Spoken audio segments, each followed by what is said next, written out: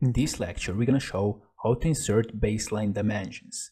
So we have this view here, and now let's go to Smart Dimension. Now let's put some dimensions here.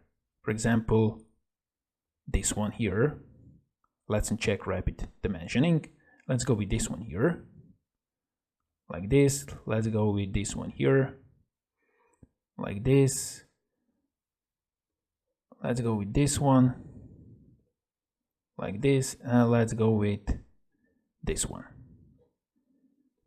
Like this. And this is how you can put some dimensions here. But there is a fastest way how we can do this by using baseline dimensions. So let's delete this. Like this. Let's go to Smart Dimensions. Let's go here. Let's choose here baseline dimension. Now first we have to choose a baseline. The baseline will be this one. Now nothing happens.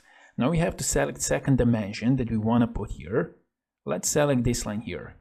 And now we have to just click on the dimensions that we want to insert. For example, dimension of this line. And now automatically it jumps here from this baseline.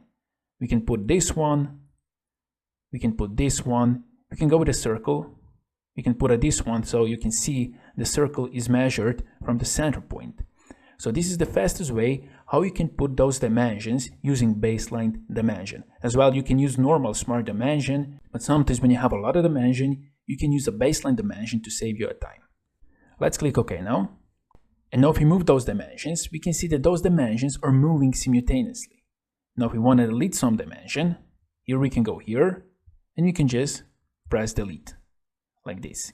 If we want to add a new dimension, we can just go here. Now we can see the dimension is orange, right click, and we can go with add to baseline, and we can just click on this one, for example, like this. And now we can see that 45 is inserted here, between 40 and 55. So this is how you can work with baseline dimensions.